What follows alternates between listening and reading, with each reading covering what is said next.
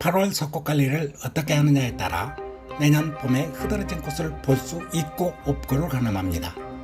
올해처럼 장마와 폭염이 극에 달할 때는 온도와 햇볕의 관리에 따라 석고의 충실도가 달라지기에 8월에 가장 중요한 온도 관리와 햇볕 관리, 그리고 병충해 관리하는 방법 등이 석고에게 미치는 영향이 가장 큰 한 해입니다. 그럼 지금부터 8월의 석고 키우기에 대해서 알아보겠습니다. 여기에 사용된 석고 품종들은 대부분 제가 운영하는 네이버 스마트 스토어 난조 전방이나 다음 카페 난나는몰에서 판매하고 있답니다. 꼭 필요하신 분들은 아래 고정 댓글에 바로 가기를 남겨두겠으니 많이 이용해 주시기 부탁드립니다. 8월의 경우 온도관리가 석고 키우기의 대부분이라고 해도 과언이 아닙니다. 다른 모든 것은 온도관리를 먼저 염두에 두고 성장보다는 생존에 무게를 둬야 하는 달이기도 합니다. 장마 후에 찾아오는 때학볕은 사람도 견디기 힘들지만 난초가의 덴드로비움인 석고에게도 견뎌내기 쉽지 않은 계절입니다. 그렇다고 완벽하게 햇볕을 차단하면 온도는 잡을 수 있으나 잎이나 대공이 길게 늘어지는 도장이 되기에 그 중간을 지켜내는 것이 쉽지 않습니다. 실내 베란다에서 키우시는 분이라면 오전 햇볕은 주지만 오후 햇볕은 반드시 가려줘야 합니다. 특히나 오전 햇볕도 너무 강할 경우에는 이마저도 가려줘야 하는데 이때는 대부분 분들이 갈대발이나 블라인드를 사용하지만 내 집에 맞는 좀 더 효과적인 방법이 있다면 그를 찾아서 시행하는 것도 좋은 방법입니다. 특히나 노지에서 재배하는 경우 오후에 내리쬐는 햇볕과 옥상의 경우 바닥이나 벽면에서 뿜어져 나오는 복사열은 상상 그 이상입니다. 기상청에서 발표하는 온도의 경우 잔디밭에서 직사 강산을 배제한 후에 측정되는 온도를 말하기에 실질적으로 옥상의 경우는 4도에서 8도 이상 높은 경우가 대부분입니다.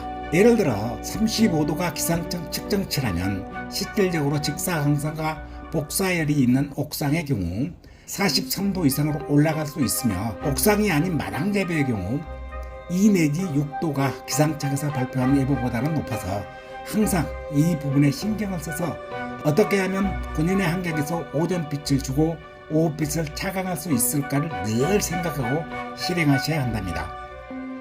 그리고요, 빛을 가려줄 때 사용하는 차광막의 경우 75% 차광하는 차광막 한 장을 사용하는 것보다는 50% 차광막 두 장을 30에서 50cm 정도의 간격을 두고 설치하면 75%와 비슷한 효과를 내고 필요한 경우 한 겹을 거두거나 칠 수 있기에 훨씬 효과적인 빛의 세기를 관리할 수 있답니다. 석고의 재배에 있어서 1년의 주기로 연중 전체 기간 중 가장 중요한 부분이 물주기의 햇빛주기입니다.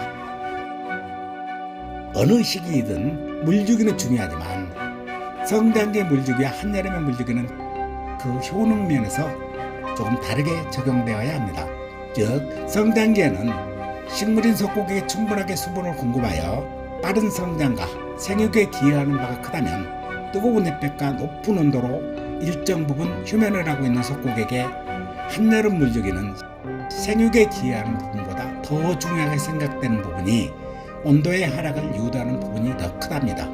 즉 봄철에 생장기와는 달리 8월의 물주기는 우선 화분에 듬뿍 물을 주는 것이 아니라 벽면과 바닥 그리고 석고의 잎의 앞면과 뒷면 등 물을 석고기 흡수하는 데 중점이 있는 것이 아닌 주변 온도와 석고 자체의 온도를 떨어뜨리는 데 있답니다. 물론 이 시기에 물 주는 시간대는 해가 넘어간 후에 주는 것이 좋습니다. 8월은 1년 중 가장 더운 달입니다. 앞에서도 언급했듯이 최고 온도의 관리는 석고객의 가장 중요한 요인입니다. 그러기에 바람 한 점 없는 한낮의 통풍 관리는 무엇보다도 중요합니다. 석고객의 바람은 아주 중요한 요소지만 실질적으로 조금만 노력하면 충분하게 공급할 수 있기에 보통의 경우는 그 중요성을 간과하는 경우가 많습니다. 하지만 통기와 통풍은 잠깐의 방심이 석고의 생사를 직접 영향을 주는 경우가 대부분이므로 항상 주의를 기울이셔야 합니다. 오전에 비가 와서 창문을 닫아놓고 외출했다가 갑자기 해가 비쳐 급격한 온도의 상승으로 인한 석고의 고사 등은 그 폐해가 상당하므로 항상 주의를 기울이시고 예방하는 방법밖에 없습니다.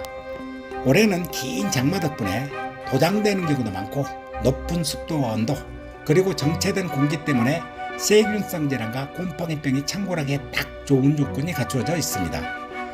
다른 해처럼 장마가 오기 전에 한번 예방적으로 실시했던 살균제 살포만으로는 올해 같은 긴 장마에는 부족하답니다.